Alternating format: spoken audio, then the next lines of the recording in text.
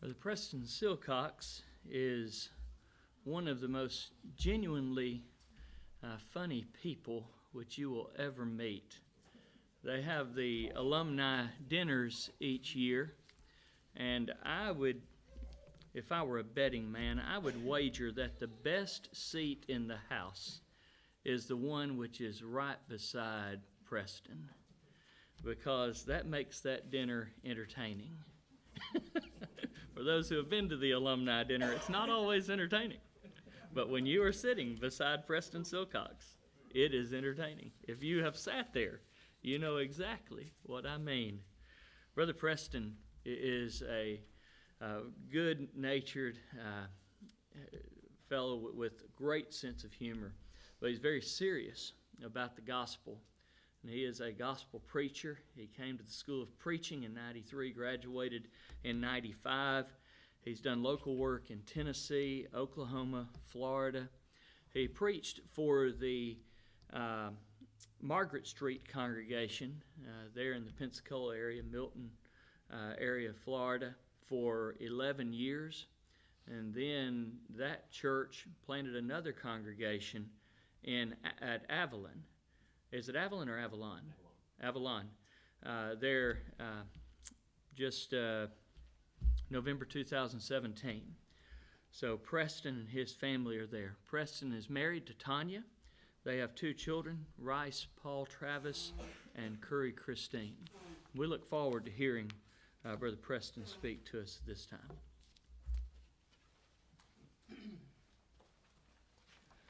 Good afternoon. How many are preachers in here? Isn't this true that a part of the enjoyment of preaching is to be able to stand in front of a crowd and put people on the hot seat? Today it's your turn to be on the hot seat. I'll make that a little bit clearer as we move through. I appreciate the opportunity to be here. I want to go ahead and have you open your Bibles to 1 Peter chapter 1. We're going to be looking at the text, I promise, eventually. But I want to approach this topic this afternoon from a slightly different angle. I want to ask the question to preachers. And by the way, if you're not a preacher but you know one, you just make sure that you continue to hold the preacher accountable for some of the things that I'm going to be talking about. So preachers, how well are we doing in preparing Christians to live in a culture that is hostile toward the church, toward Christianity, toward the truth? How well are we doing? And I'll go ahead and tell you, you already know, since I told you you're going to be on the hot seat, the answer is we're not doing well. And that's just my opinion. And I don't mean everybody. I'm sure that someone here is doing it right. All of us mess up and fail. Obviously, we do that. But what I want to do is I want to look at some things that Peter does and use this as a pattern for us to gauge whether or not we're doing what we ought to do when it comes to the idea of preparing Christians to navigate life in a hostile culture. All right, so does that make sense? All right, I should have PowerPoints where this is up on the screen, but I failed at doing that. But I'm going to be continually coming back to that idea. The fact is, we live in a culture that is becoming more and more hostile toward the truth. It just is. And I don't think that any of us deny that. In fact, that's in a lot of sermons and a lot of, I see your Facebook posts. I know that you know these things. But how do we respond to that?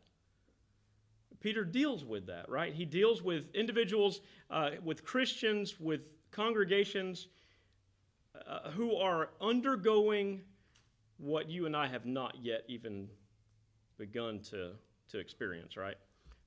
We read through this first letter and we find that they are in the midst of suffering. There are reproaches. There are indications that people are saying untrue things about them, which is no surprise, right? I mean, they did that about Jesus. Paul had to deal with that regarding his his reputation, and it wasn't about his reputation that he was really concerned about. They were undermining the truth, and to undermine the truth, they had to undermine the character of Paul. That's exactly what they did to Jesus. That's exactly what they did to the prophets before them. And so this idea of being lied about, being maligned, suffering reproaches in that sense, it's nothing new, but the fact is we haven't really suffered that. We haven't.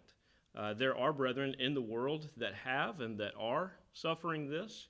I suppose that if our culture continues to follow the same track that it's on, that day definitely will come when we will suffer a lot more than what we might think that we're suffering right now. But how do we deal with that?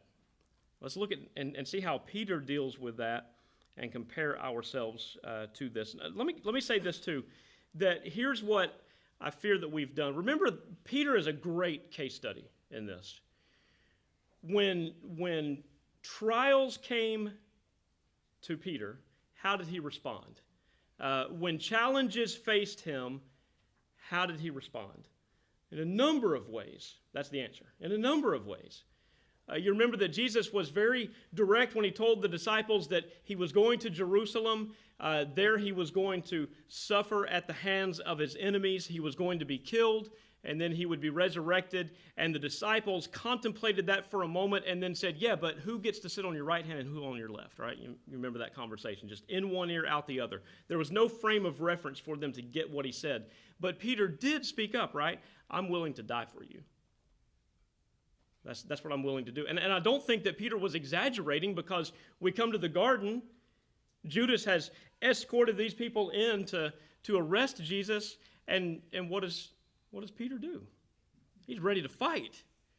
Not only is he ready to fight, he begins the fight, doesn't he? And so he makes these bold assertions. That's how Peter responds to trials or circumstances that might be somewhat surprising and a little sketchy or whatever. That's how he responds. But he also responds in confusion, and maybe you and I would too, when Jesus says, put away your sword, and then he puts the ear back on this guy. Wait a minute. It's time for you to establish your kingdom. What are you doing? And so then what does Peter do? After being confused over that along with the other disciples, what happens? We're out of here. They flee. And then the next time we see Peter, he's doing exactly what Jesus said he was going to do. Peter, you're going to deny me. What he ended up doing there was he attempted to blend in order to avoid suffering. That's what he was doing. He was attempting to blend in. So there's a whole list of things. Peter is a great case example. So I love the fact that Peter is writing this letter, and maybe a part of us thinks, well, that's kind of hypocritical. Because he's telling people they need to be prepared to suffer, they need to be willing to go into the fire, they need to be, and he didn't. Peter grew, didn't he? Aren't you glad that we have examples like Peter? Because I'm thinking that most of us are a lot like him. We are flawed. We struggle. There are times when we doubt, times when we're confused. But let me say this regarding preachers. What do we do to prepare people for those occasions that might one day come? Are we really preparing congregations and Christians to suffer properly? I suggest that the answer is no. And here's some of the things that we do. I guess we give in, or we tell this narrative that says we need to be focused on fixing this culture in which we are now exiles. We need to fix the wrongs, and when we fix the wrongs, this place in which we dwell will then be able to protect the church, and then the church can go out and do what it wants to do. That is a false narrative. That is absolutely false. I've heard individuals say, well, the church really isn't doing that well now because the culture is just so, it's just decaying. Nobody cares about the truth. Everybody's seeking their own ways. It's been like that since Genesis 3. This is nothing new. This is nothing new. By the way, I heard an individual say that this one congregation had died because of the culture in which the church existed.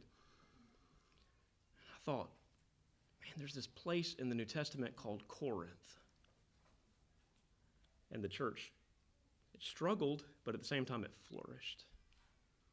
In fact, the church flourishes in the margins, not in the mainstream.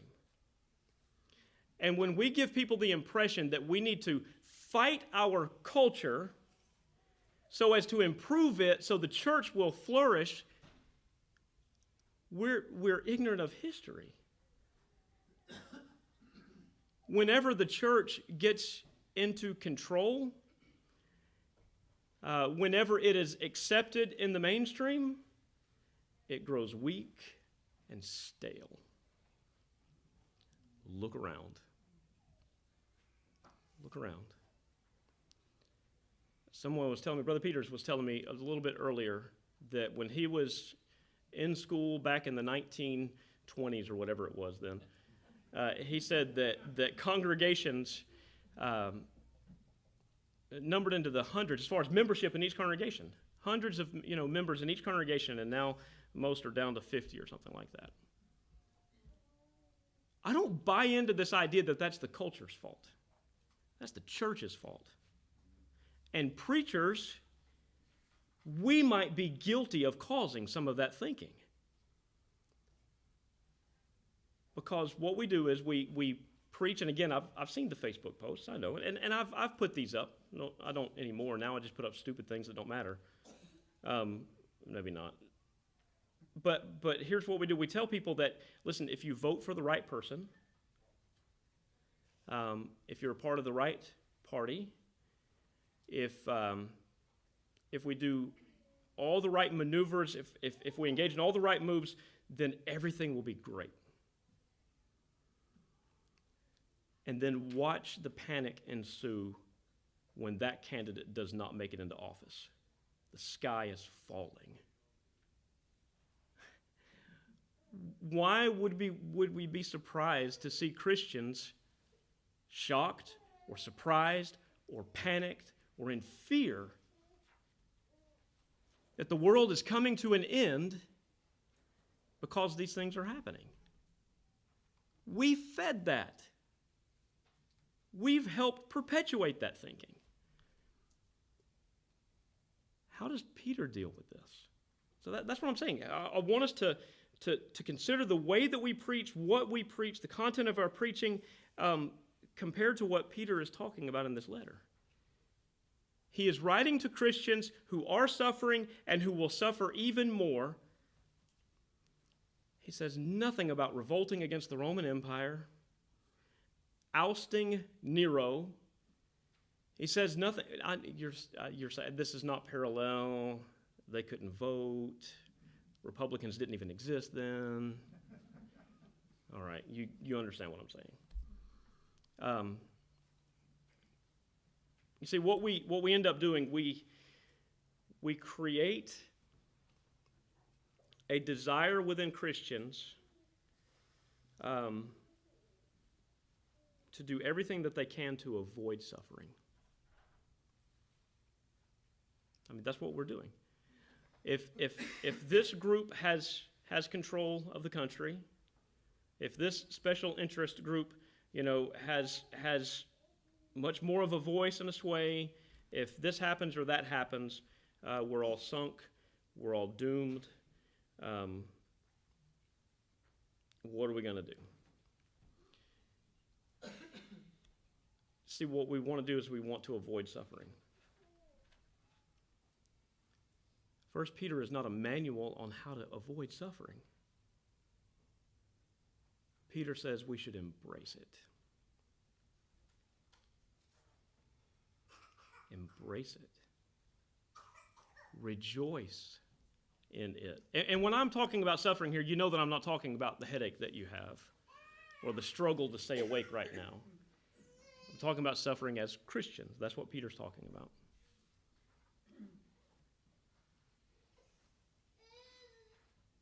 If we follow As Christians, if we follow and put into action what Peter says, and if we as preachers proclaim the truth in the way that Peter proclaims it here, then what we will do, we will encourage and exhort Christians not to avoid the fire, but to willingly walk into it, following Christ. Again, rejoicing in it, embracing it. Read the letter with that idea in mind. That's what he's doing. That's what he's doing. All right, so in the process of examining what Peter is saying, because again, my assigned text is, it doesn't matter. All right, I'm going to be all over the place. Game plan. All right. We're going to be looking at 1 Peter 1. The assignment was 18 through 21, but I'm not doing that. We're going to get there. But I think that we need to follow Peter to that. And I know that some sermons have already been preached on the verses leading up to it, but I want you to get a sense of the flow of the text, okay? Again, this is a letter. He's writing, right? So we need to follow this flow. Because what we have a tendency to do is focus in on 18 through 21 and preach a sermon about the redemptive work of Jesus and the precious blood of Jesus. Okay, and that's fine, but that's not the point that Peter's making.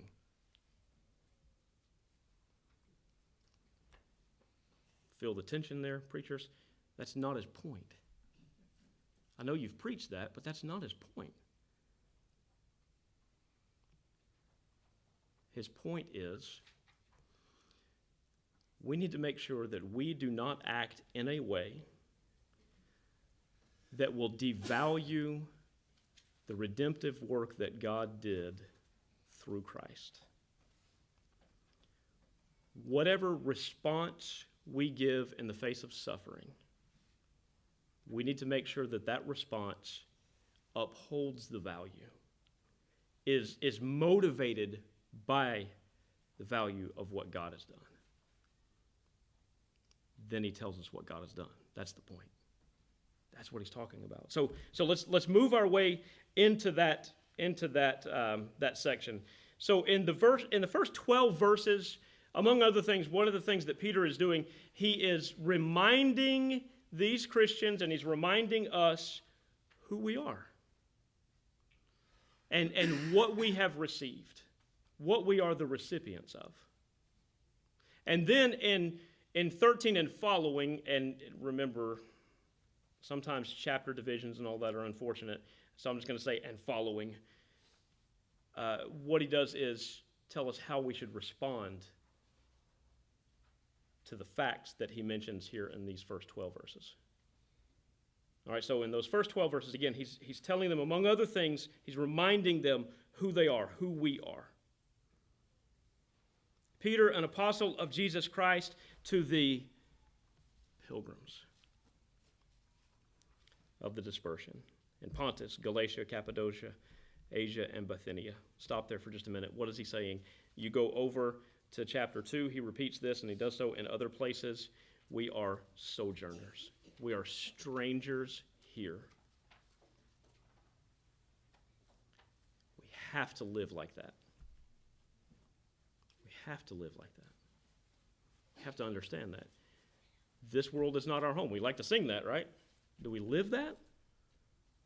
Really understand that?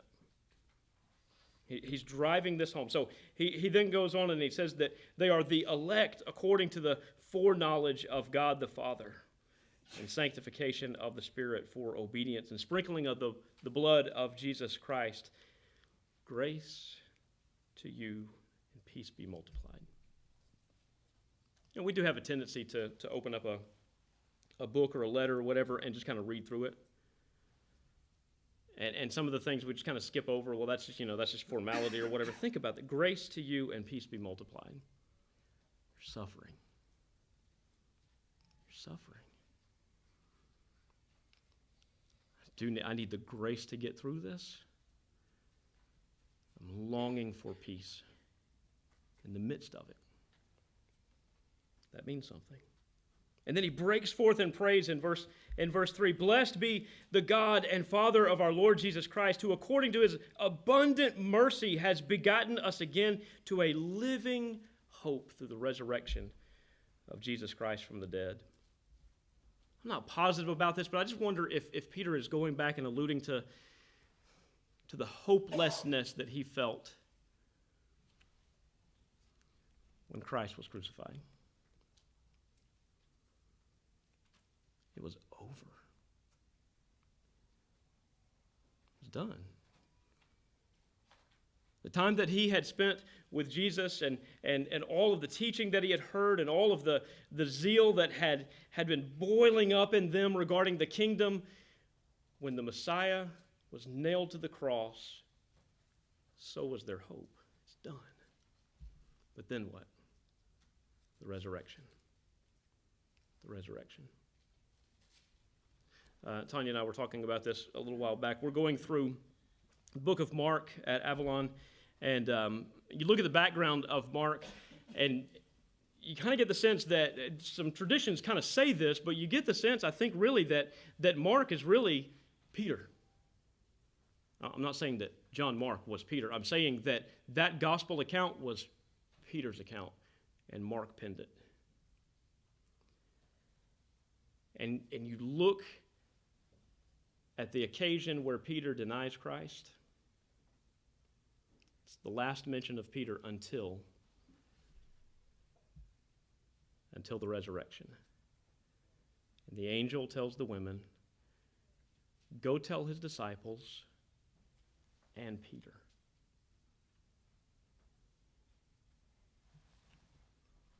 Hope restored. Resurrected. Who according to his abundant mercy has begotten us again to a living hope through the resurrection of Jesus Christ from the dead, to an inheritance incorruptible and undefiled and that does not fade away, reserved in America for you. In heaven. Again, are we guilty of placing the congregation's focus in the place in which we are exiled or home? So he's reminding them, you're exiles. You don't belong here.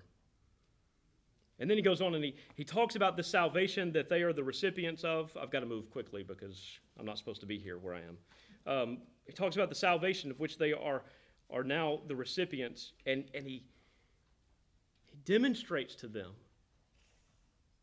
that this is a gift beyond compare. He makes reference to the prophets that wondered about this.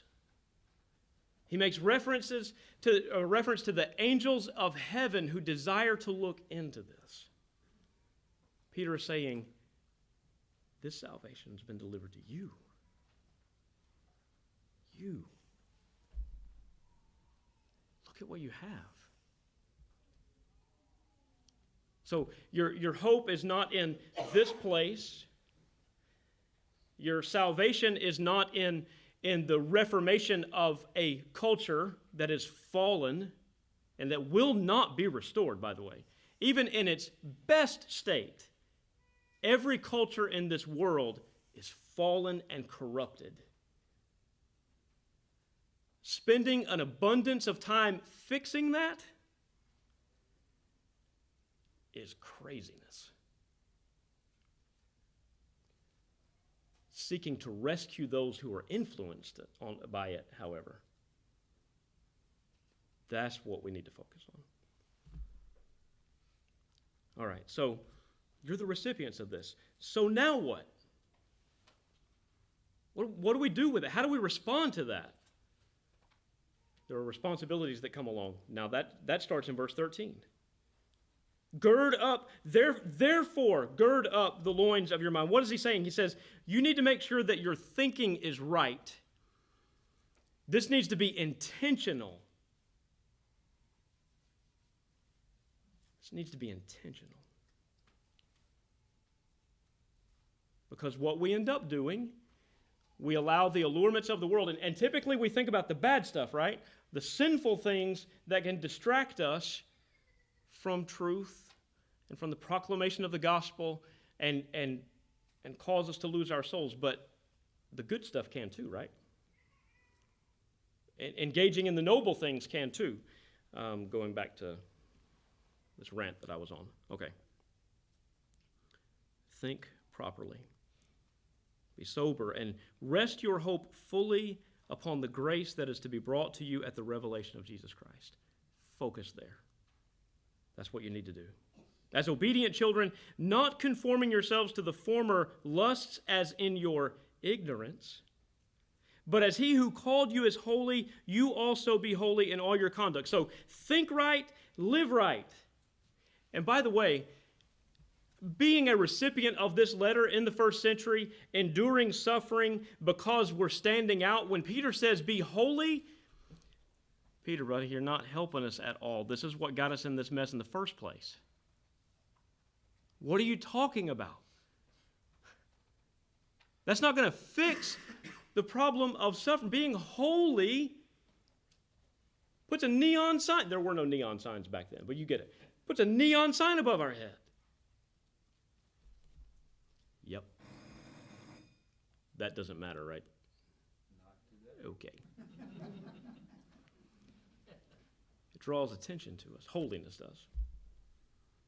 Living in contrast to the way that we used to live, and even more so living in contrast to the culture around us, makes us stand out, right? And standing out draws the unnecessary attention that leads to reproaches, lies, and suffering.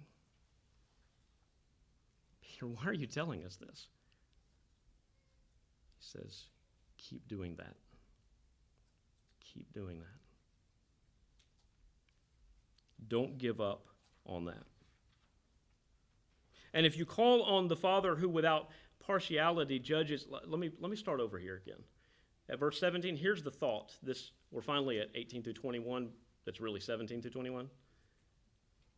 All right, so what does he say? He says, think right, live right, and, beginning at verse 17, and if you call on the Father who without partiality judges according to each one's work, conduct yourselves throughout the time of your stay here in fear, knowing that you were not redeemed with corruptible things like silver and gold from the aimless conduct received by tradition from your fathers, but with the precious blood of Christ as of a lamb without blemish, without spot. He indeed was foreordained before the foundation of the world, was manifest in these last times for you, who through him believe in God, who raised him from the dead and gave him glory, so that your faith and hope are in God. So the point that he makes with that section, he's warning them. However you respond to the suffering, however you respond to the trials, make sure that you do so keeping in mind the great value of what's been done for you. You see, before you ever even existed, Peter says, before you ever even existed, God developed and began the execution of a plan. And that plan would ultimately allow you to be bought out of the bondage of sin. It came at a tremendous sacrifice, at a price that you could never pay. Again, to buy you out of something that you could never escape. And a scenario that condemned you, he rescued you. So when the world, the culture around you pressures you, weighs down on you, and the temptation is blend in, bear in mind that you address the God of heaven as your Father, who is, the term judges there, it's present tense. He is judging. He is evaluating your actions. He's watching.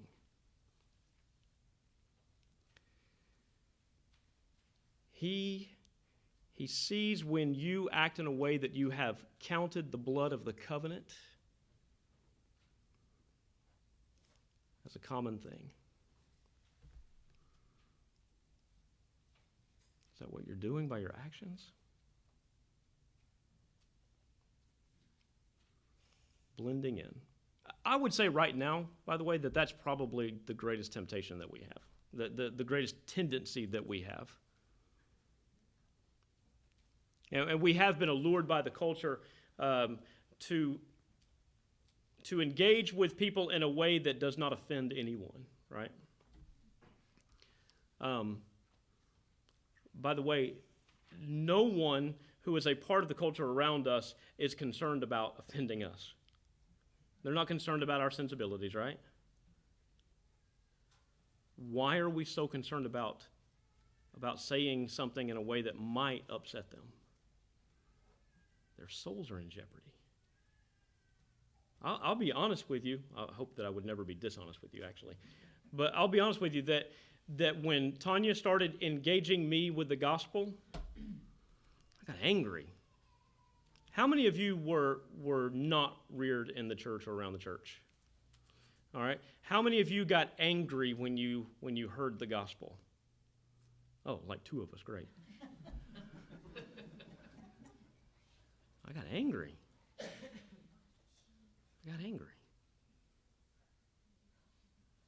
think that was a good thing, actually. Made me want to prove her wrong. She's never wrong. Actually, the gospel is right every time, right?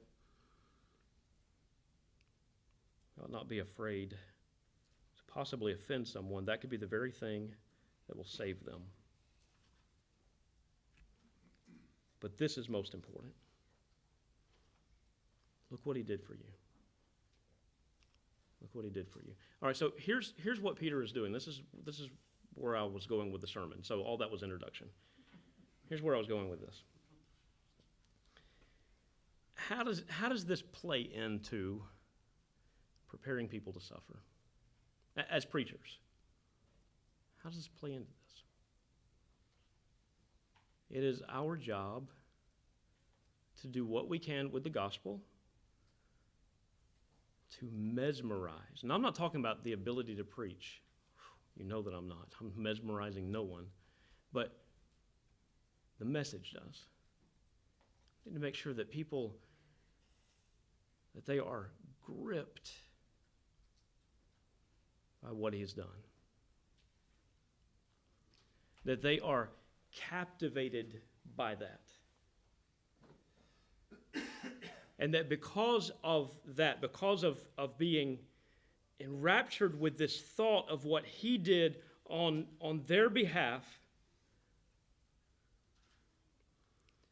there is no other choice. There is no blending in. There is no fighting fire with fire.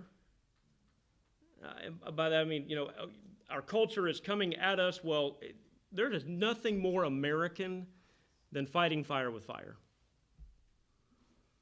They're going to use these weapons against us. Guess what we're going to do? We're going to legislate. We're going to protest. We're going to boycott. We're going to go to Chick-fil-A, whatever, right? That's what we're going to do. What?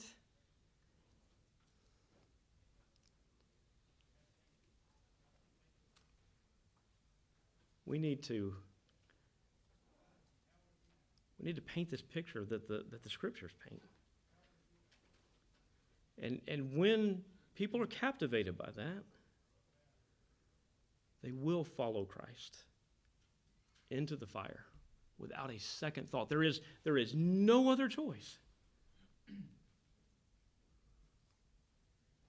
That's transformational. That's what that is. I'll do whatever he wants me to do. How many of you have seen Private Ryan, Saving Private Ryan? Have you seen Private Ryan? Have you seen Saving Private Ryan? some of you have seen, and it might be rated R. That's why you're not raising your hand. You don't want to make any confessions. Let me go ahead and say this. I'm going to talk about the end of the movie, so this is going to be a spoiler if you haven't seen it. Oh, Barry Odell. Let me say this real quick.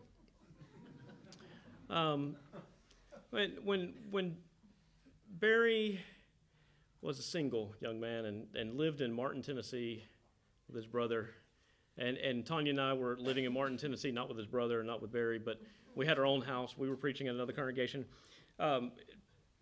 Titanic came out. That may be another one that you're not going to admit that you saw, but Titanic is a movie, and we were talking to Barry about it, and we said something about the ship sinking, and he panicked, and he said, "Stop! Don't tell me the end. It sinks?" He was serious. Barry, it sinks every time. Every time. 24, come on. Okay. Okay, back to Saving Private Ryan. In the final scene of that movie, you see this elderly gentleman standing on this plush green field lined with crosses. He's standing in front of a marker, the grave of Captain John Miller. This gentleman's wife walks up, and with tears in his eyes, he says, "Tell me I've led a good life. Tell me I'm a good man."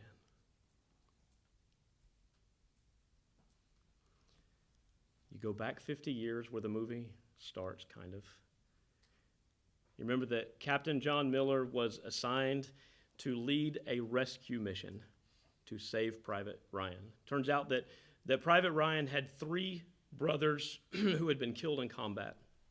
And the U.S. government did not want his mother to suffer the loss of all of her children. So Captain Miller was sent out to find Private Ryan and bring him home.